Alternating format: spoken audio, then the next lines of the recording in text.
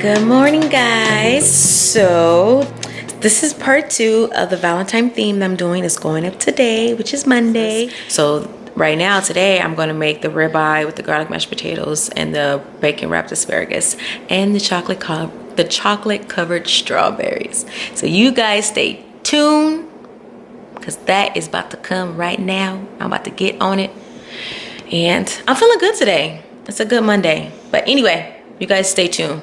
Let's get started. So right now we're just gonna go ahead and start wrapping the asparagus with the bacon. Okay, so I have my asparagus. Go ahead and rinse it off. And you want to cut this part. You see this right here? You want to cut all that off. Cut about 3 inches off. Throw it in there. Put a little olive oil on there. Just a little bit. Get it all mixed in. Okay. A little salt. I always put it in my hand. Put it on there. Okay. Then you're gonna add a little pepper. Okay. And then you're just gonna mix it around in the salt and the pepper. Put it all up in there. Use whatever bacon. You can use whatever bacon you want, but this is the bacon that I'm using. But whatever, just make sure the bacon are thin. Don't get no thick bacon. Just make sure it's thin. Now, you know I hate thin meat too, but you know we're gonna do what it do. So just make sure that these are thin slices of bacon. I'm using 2 because I like bacon. Now, like I said, you guys can use any other bacon you want. And for the people who don't eat pork, you can use turkey bacon. I don't know how well that's gonna taste, but I'm sure it's not gonna be that bad. Then if you don't want any bacon around your asparagus, don't put it. Anyway, so I get it lined up. I'm gonna start from the bottom. Line it up, hold it, and just wrap it like this.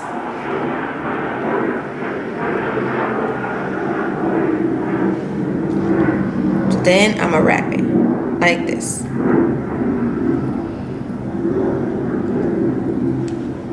All right, move this down a little bit. Then I'm gonna take the other one, wrap it on there too, like that. Tuck it in like a little blanket, and there you go. Put it in my pan. I already had these ready to go, so I was just showing you guys how to wrap them. And now I'm gonna put them in the oven at 375 for 15 minutes. So I've already peeled my potato. Now I'm gonna cut it. Rinse this off real quick. So I'm gonna cut it into very small squares because I want it to hurry up and cook. Alrighty, so I'm just gonna go ahead and get these all cut up into small squares. Put them in this bowl. And my water should be done. Well, it's alright, I can hear it sizzling, so it's probably already boiling. Let me turn. Yeah, it's boiling. It's ready. And this is what you have. Alrighty? So then I'm gonna go ahead and put these in my boiling water. So I'm gonna turn my handle away from me so I won't knock it over and spill hot ass water all over me. So I'm gonna use this. Where's that? Since my water's already boiling, I'm gonna use this to put it in, to put my potatoes in the water, because I don't want to put it in there and splash it. See? Now, if I would have just dropped them in there, it would splash up in my damn face. Probably would have been burned. So this is easier. Go ahead and put those in there like that. Oh shit. All right. So I'm gonna let this boil until the potatoes are soft. So I have it on, I have my aisle on, I think it's on a 6, which is about medium to high heat. Turn it up, I'm gonna turn it up to about a 7 and let it boil for about 20 minutes. it should be done by then. But we're gonna check back on it in 20 minutes. And after these are done, I'm gonna show you how to make the cream for the mashed potatoes. Guys, look at that. So let's pull it out. See how it's looking. It's looking pretty good. But you know what? I like my bacon a little bit more crispy than this. So even though I put it on for 375 for 15 minutes, I'm gonna keep it at 375 and I'm gonna add an additional 10 more minutes. So basically leave it in here, just depending on your liking, between 15 to 25 minutes. Just depending on how you like your bacon. This right here, you can eat it. Most people like their bacon kind of soft. I like mine a little bit crispy, so I'm gonna leave it in for an additional 10 more minutes. All right, guys, so my bacon wrapped asparagus that got 35 seconds. Now let's check this out, see how it looks. See if that extra 10 minutes did it justice. Ooh, yes, baby. Look at that bacon, baby. Oh, it's ready, baby. Just how I like it, baby. Yep, that's ready. So that is how I like my bacon. Bacon. So 25 minutes is what does good for me. Like I said, 15 to 25 minutes should do the job. So I have an empty pot right here. And this empty pot is basically going to be my cream. So my mashed potatoes are done, or my potatoes are done. Let me show you guys how you could tell. It's real soft. I could just,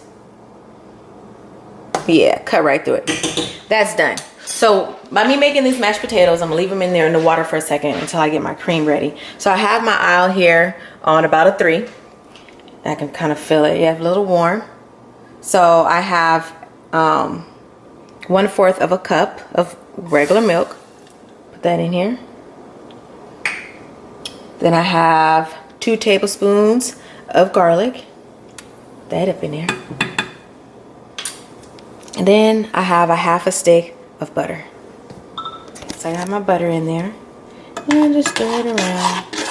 So when you're making these mashed potatoes, you want to make sure that the cream, the cream and stuff is warm. You don't want to make the mashed potatoes with the cream. You want to make sure that the milk and stuff, everything is warm. You don't want to make mashed potatoes and you just put cold milk in there. It's not going to work. So I put a 1/2 stick of butter. And I put 2 tablespoons of garlic. And I put 1/4 of a cup of milk. And also I'm going to put 2 tablespoons of sour cream. But I'm going to put that in there later. Because that's at room temperature. I have it right here. So everything is done. Put my potatoes in here. Alrighty. I'm going to grab my cream. Smash up my potatoes. Now you can use a whisk or you can use a fork. It don't matter. It's really up to you. However you prefer. So then I'm going to put this hot cream in here. There we go. Alrighty. And I have it in here like this.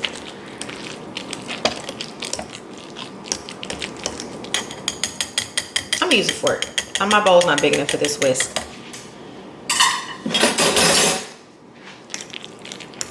There we go. That's better. Try to be fancy and shit. Don't need it. Don't even need to do all that. Alright. So once that is getting all mixed in, then I'm going to add my sour cream. 2 tablespoons of sour cream. Because like I said, this is only for just one potato.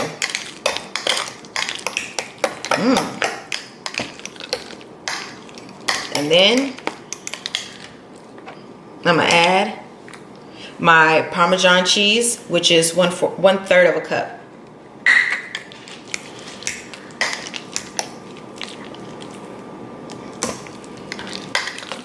Good. My salt and pepper. And my chive, my green onions. And then we're done.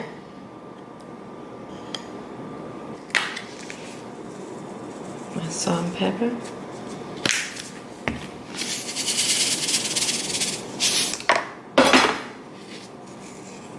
My salt.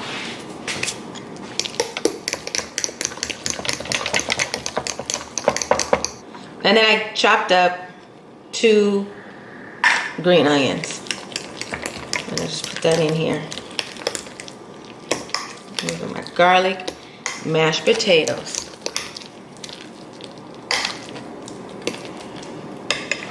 Look at that. Yummy! All right. Delicious. Okay guys, so I have my ribeye steak right here. It's about 9 ounces. And I already have put my seasoning on it. And basically, what you're supposed to do is season it right before you cook it. So that's what I did. I already have put my seasoning on it. And you're supposed to cook your steak at room temperature, never when it's cold. So it's at room temperature. I left it out for a little bit. I went ahead and already seasoned it with just regular sea salt and regular black pepper, nothing else. Because, and I made this. This right here is butter. This is 2 sticks of butter. It has thyme, rosemary, garlic, parsley, cilantro. And this is going to be the butter I'm going to be using to cook my steak with. Okay, so right now I had already turned on my pan, and I'm going to go ahead and add some olive oil to it, and then I'm going to add my steak. All right, so I'm going to go ahead and put my olive oil in here. And you want to get a good steam. This is perfect. Just roll it around.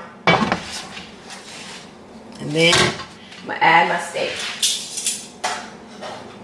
And you always want to add it away from you.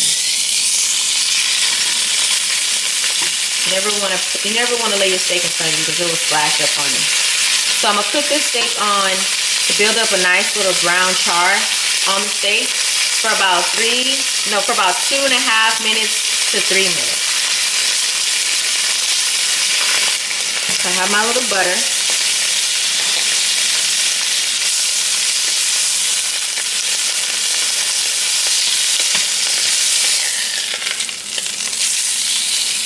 Ooh, that looks amazing. Move it around so that butter and juice can get in there. So you see that nice brown right here? That's perfect. That's what I want. Then I'm gonna put another. That's what I want right there.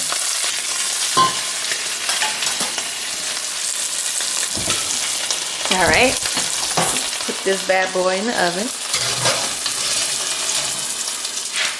Alright guys, so since we're cooking the steak and we're going to finish cooking the steak in the oven, I have a cool tip to share with you guys how you can tell however you want your steak to be cooked, whether it's medium rare, medium well, or well done. I have a tip that I can show you guys by touching on the steak how you can tell where your steak is. So I'm going to show you guys that right now. Okay, so this is how you can tell. So you're going to hold out your palm, go like this, feel this. That's going to be rare. Then you take your other hand, that's medium rare. This, medium well, and this is well done. So get familiar with these, and then you're going to be able to see where your steak is after it gets out the oven. Okay, so you can see my steak is done, and I already have plated my mashed potatoes and my asparagus. So I'm going to take mine,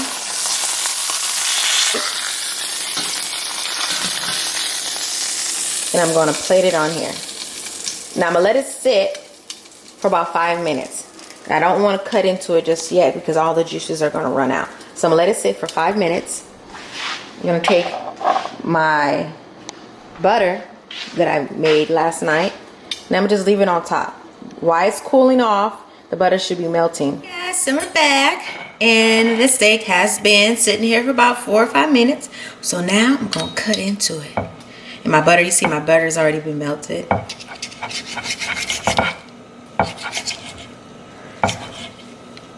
So you got a little pink in here, just like I like it. Just like I like it. Now, if you guys don't like your meat like this, That's fine. You see how I got just a tad bit of pink? That's how I like it. Now, some people like theirs a whole lot. Not me. I don't like seeing all that blood running down. This is perfect for me. This is exactly how I like my goddamn steak. All you people out there who love steak, y'all can have that raw shit. That shit ain't for me. But anyway, it's looking delish. Exactly how I want it. And now, time for the taste test.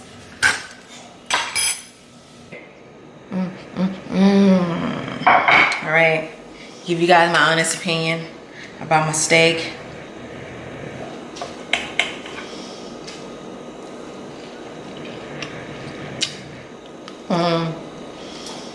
My God. Wow. This was the first time I made this butter. It was today. I can't even explain how good it is. Get some of these mashed potatoes. Let me try this asparagus because, like I said, I'm not a huge fan of asparagus. Look at that. Let me try this.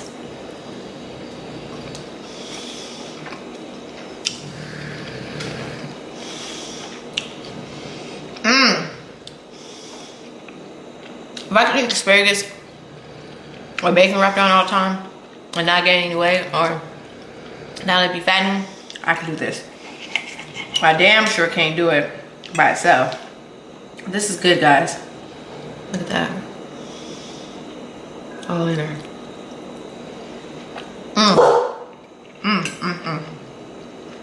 Bruno, be quiet. I love food. This is why I can't lose weight. I love food way too goddamn much. Way too goddamn much. Whoever you're cooking this for, whether it's for your loved one, your family, or whatever, they're gonna fucking love this. And if women, if you cooking this for your man, girl, he about to put that ring. Maybe I should have cooked this for Chris one day. Probably got a ring on my finger. No, I'm just playing. But no matter what, this steak, these asparagus, and these mashed potatoes, they're excellent. They're great dinner to get that mood going. Oh yeah, hold on. I forgot, I'm gonna get you my little glass of wine that I've been drinking, guys. You know, it's halfway full. I don't really drink that much. So I'm gonna go ahead and pour that in here. And I keep my wine in the pantry, especially my white wine, my red wine. Let me see how this tastes with this food.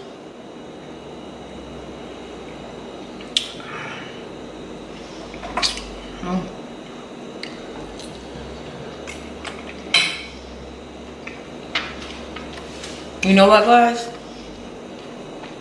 This is gonna be the best Valentines. I'm about to be drunk. I'm about to drink all this wine because I need to get rid of it. I've been having it for a while. Anyway, guys, let's get on to the dessert. I'm about to make some chocolate covered strawberries. You guys stay tuned.